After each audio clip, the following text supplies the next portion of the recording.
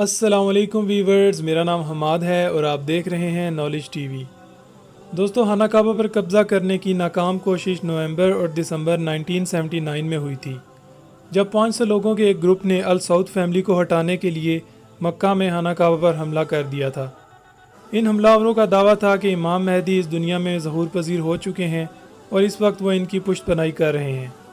مہدی ہونے کا دعویٰ کرنے والے اس شخص کا نام محمد عبداللہ القحطانی تھا۔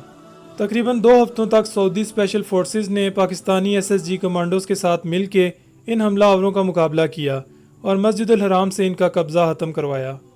دوستو، اس حملہ آور گروپ کا سربراہ اور اس کا ماسٹر مائنڈ جوہیمن العتیبی تھا، جو کہ اس وقت نجف کے ایک بہت طاقتور خاندان سے تعلق رکھتا تھا۔ اس نے اپنے بہنوئی عبداللہ القحطانی کو مہدی قرار دے دیا تھا اور دعویٰ کیا تھا کہ قیامت سے کچھ سال پہلے امام مہدی کا ظہور ہو چکا ہے۔ ان لوگوں نے خانہ کعبہ پر حملے کا دن بھی اسلامک کیلنڈر کا پہلا دن یعنی یکم محرم الحرام کو چنا۔ دوستو، العتیبی جو کہ اس گروپ کا سربراہ تھا، ایک کافی مشہور انسان تھا۔ اس کے دادا ابن سعود کے بہت قریبی ساتھیوں میں مانے جاتے تھے۔ العتیبی ایک عالم دین بھی تھا اور سعودی نیشنل گارڈز میں خدمات بھی انجام دے چکا تھا۔ یہ سعودیہ کے مفتی اعظم شیخ عبدالعزیز الباز کا اسٹوڈنٹ بھی رہ چکا تھا، لیکن بعد میں العتیبی عبدالعزیز کے ہی خلاف ہو گیا تھا۔ اس کی ڈیمانڈز تھی کہ سعودیہ سے غیر مسلمز کو بے دخل کر دیا جائے، سعودیہ میں ٹی وی دیکھنے پر پابندی لگا دی جائے، اور اس کا سب سے بڑا مطالبہ یہ تھا کہ سعودیہ کی حکمران فیملی السعود کو سعودی کنگڈم سے فوراً بے دخل کر دیا جائے اور سعودیہ کی حکومت ان کے حوالے کر دی جائے۔ القحطانی اور اس کے بہنوئی عبداللہ القحطانی پہلی بار ایک جیل میں ملے تھے۔ القحطانی نے القحطانی کو کہا کہ اس کو اللہ کی طرف سے ایک خاص نظر عطا ہوئی ہے، جس سے اس کو پتہ چلا ہے کہ تم ہی مہدی ہو جس کا مسلمانوں کو انتظار ہے۔ القحطانی نے اس کی یہ بات مان لی، حالانکہ وہ بھی اس بارے میں کچھ نہیں جانتا تھا۔ بعد میں القحطانی نے العتیبی کی بہن سے شادی بھی کر لی۔ جیل میں ہی ان دونوں نے السعود فیملی کو ہٹانے کا پلان بنایا۔ جیل سے نکل کر ان دونوں نے لوگوں کو اپنی طرف راغب کرنا شروع کر دیا۔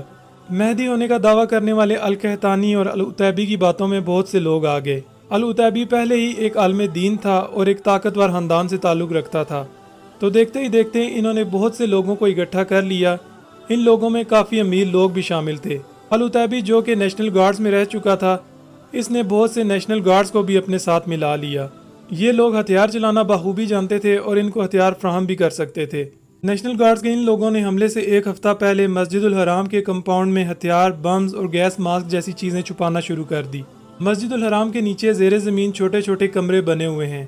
ان گارڈز کے لیے وہاں ہتھیار چھپانا بے حد آسان تھا۔ آخر وہ دن بھی آ گیا جب ان حملہ آوروں نے اپنے منصوبے پر عمل کرنا تھا۔ 20 نومبر 1989 کی صبح جب مسجد الحرام کے امام شیخ محمد تقریباً 50,000 لوگوں کو نماز پڑھانے کی تیاری کر رہے تھے، تو اس وقت ان حملہ آوروں نے مسجد الحرام کے تمام دروازوں کو چین سے بند کر دیا اور 2 پولیس والوں کو موقع پر ہی قتل کر دیا۔ وہ پولیس والے غیر مسلح تھے۔ یہ حملہ آور تعداد میں 500 کے قریب تھے۔ ان حملہ آوروں میں عورتیں اور بچے بھی شامل تھے۔ دوستو، اس وقت مسجد الحرام میں کچھ رینوویشن کا کام بھی چل رہا تھا اور وہاں کچھ ورکرز کام کر رہے تھے۔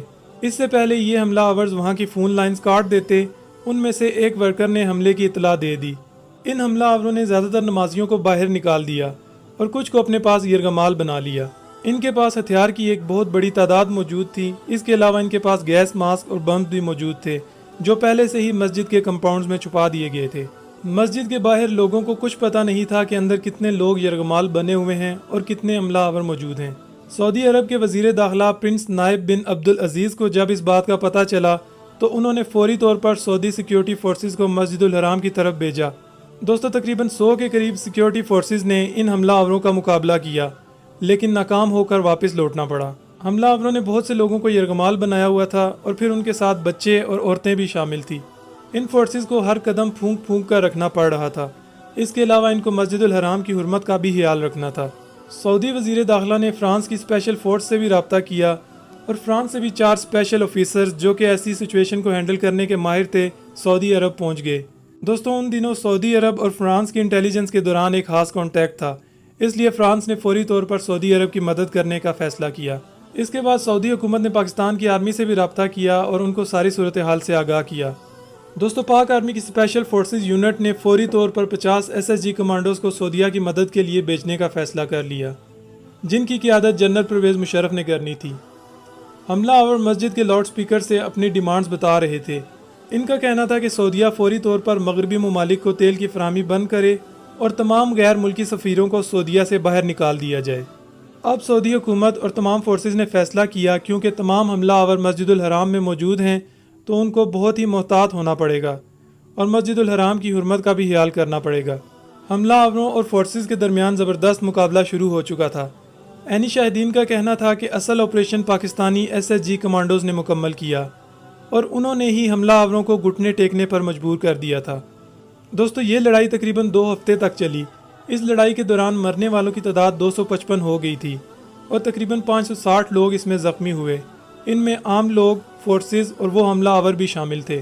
آخرکار 2 ہفتوں کے اس آپریشن کے بعد فورسز نے مسجد الحرام کو ان حملہ آوروں سے آزاد کروا لیا۔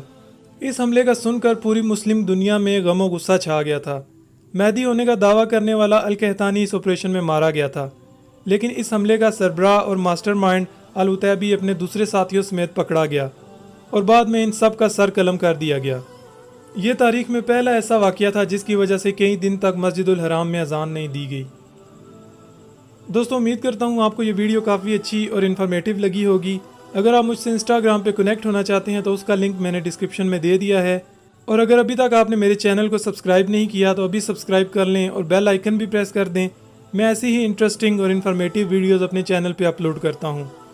ویڈیو کو اینڈ تک دیکھنے کا بہت شکریہ۔ ابھی کے لیے اتنا ہی۔ اپنا بہت زیادہ خیال رکھیے گا۔ اللہ حافظ۔